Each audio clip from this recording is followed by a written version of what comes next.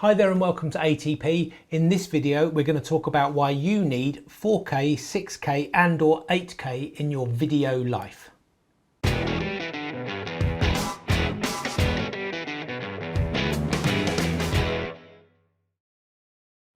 Okay, so that's quite a bold statement.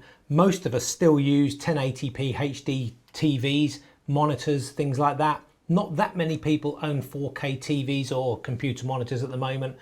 We've all got smartphones with high resolution screens, but really 4K is massively overkill when most people these days are using smartphones and tablets. It's even overkill for most computers, and to be honest, I'm still watching a HD TV. For whatever reason, I haven't bothered to upgrade to a 4K yet. It's not that important to me. Well, TV isn't that important to me. But why am I saying that 4K, 6K and even 8K is beneficial to your video work? Now, obviously it's nothing to do with 8K video because 8K is just huge. It will project onto the side of a mountain. It's so big. It's massively overkill for TV and monitors and stuff. So really where 4K comes into its own is because when 4K video that you film is compressed to 1080, it's actually a lot better looking than native 1080p footage. Also with 4K, you can actually do a bit of zooming and a bit of panning within that framework to actually give yourself a bit of leeway when you're editing a 10K output video. So when you're looking at 6K video, let me give you an example. The Panasonic S1H shoots up to 6K video.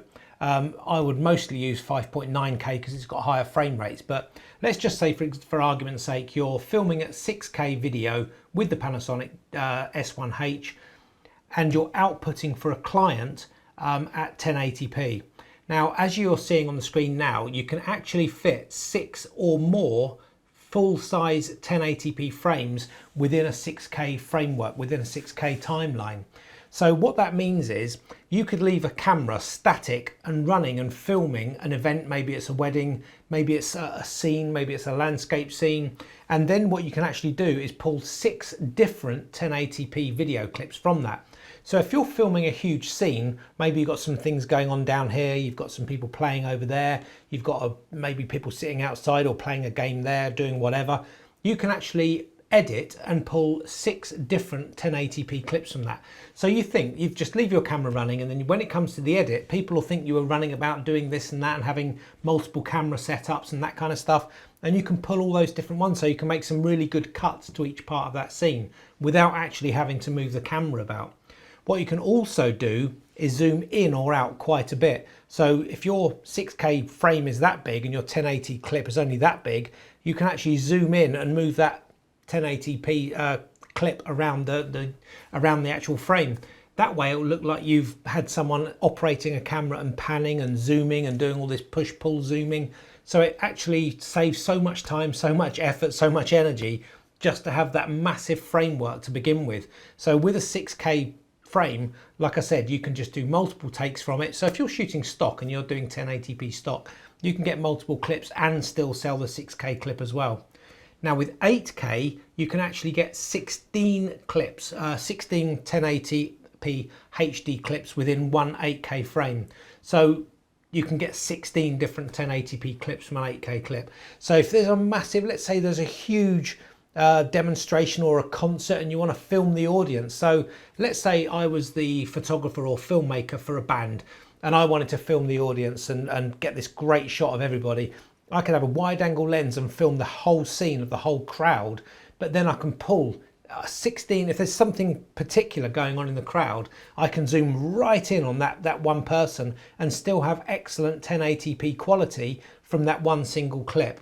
Okay, so the implications are endless. It's well worth having. So for all those people that say I don't need 4K or 6K or 8K because I've only got a 1080p TV, that's exactly why you would do well to actually get a higher resolution camera at some point if you wanted to get creative with your video.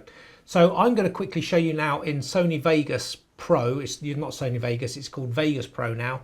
And I'm going to show you how you would actually do an edit like that. So let's go into Vegas and I'll show you how you can do some funky editing using a 6K clip from a Panasonic S1H.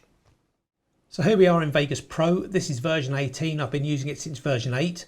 It's some great software. It used to be Sony Vegas Pro and it was used mainly for audio encoding.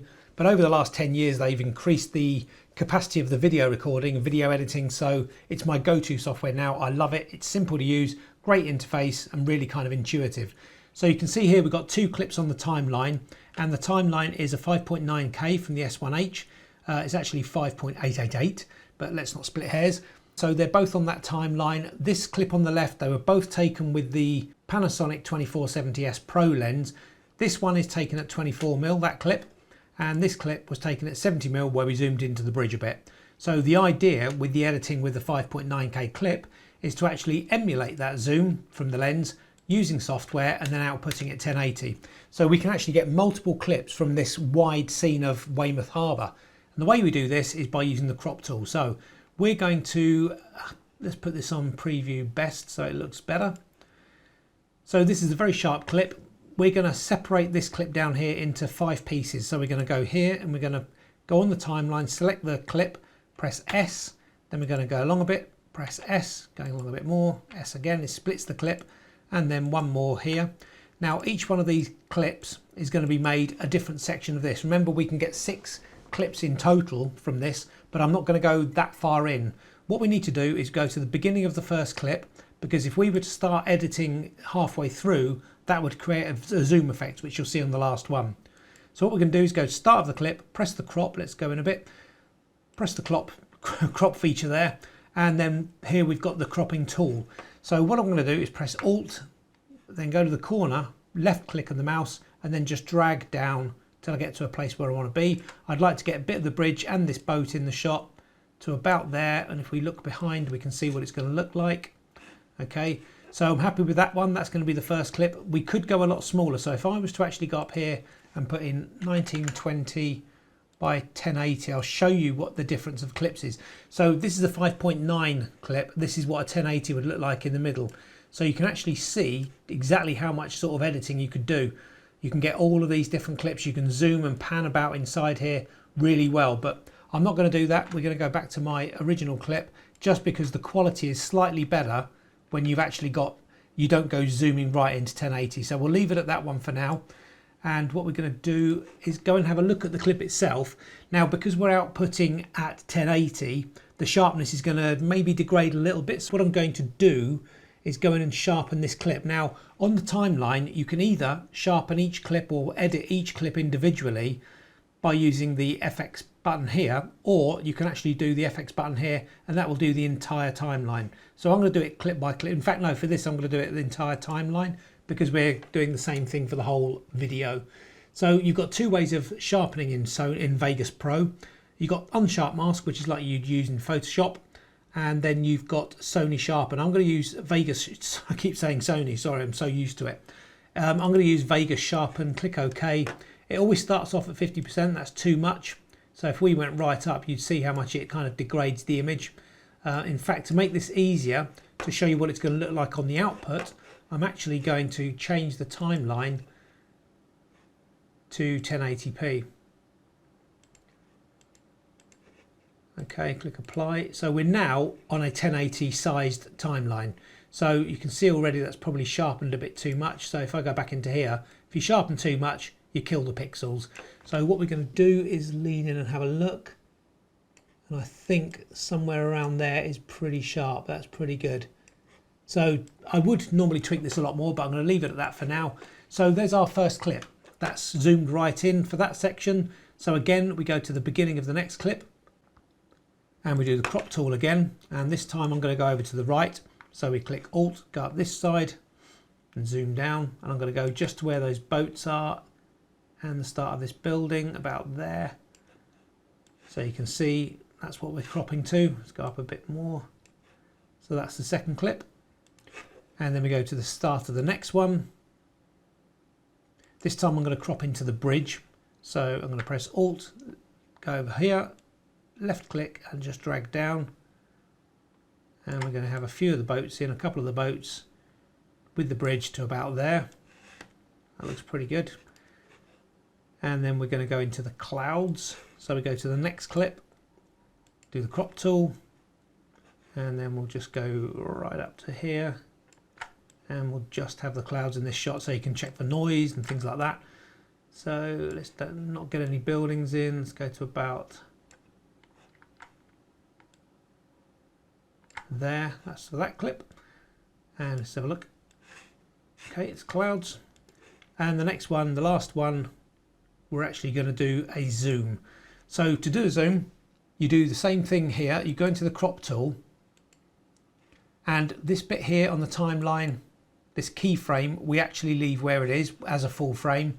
We go to the end, double click, and we add another keyframe at the end, and then we're going to zoom in. So if we do Alt again and we zoom, we're going to zoom into the bridge again to about there.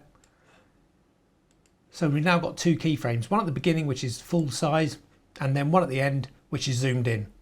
So if I now go to preview and full, just so it plays quicker, you'll get slightly worse quality, but you can see as we play it's now zooming into the bridge, as though you've actually got an operator zooming the camera in. So that's pretty cool. Okay, let's stop there. So we've now got all of those clips, and let's play it all the way through. So this is just a preview clip, but you can see there we've got the first clip where we're down on the left, then we go to the right, then we go to the bridge, then we go to the sky, and then we've got the zoom. So I'm going to render that out and show you the full clip as a finished clip, and hopefully that'll give you an idea of how you can do some funky editing with 5.9K or 8K. Remember 8K you can zoom in even further, and then you output it at 1080. So let's output that and I'll show you what the finished clip looks like. Okay, so that's finished rendering now. Let's have a look at the final product. That looks pretty sharp to me. The boat looks incredibly sharp. The water looks good. You can see all the brickwork there, detail in the buildings. People you can see really well.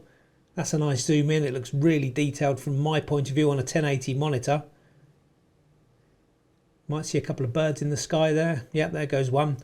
And then we've got the final zoom at the end. So this looks like you've got an operator operating the camera for the zoom, and it's not done in post.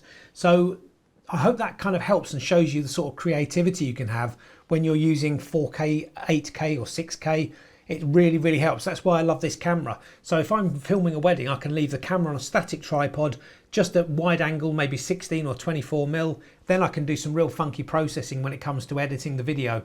So I could actually have 2 or 3 cameras like that, and it looks like I've got 3 operators where it's just me filming the wedding. So I hope this has really helped you understand the benefits of 6K or 8K. And if it has, please give us a thumbs up. Remember to subscribe and hit the notification bell so you can see when we upload our next video. Anyway, thanks for watching, and if you like it, please leave a comment as well, and we'll see you on the next video.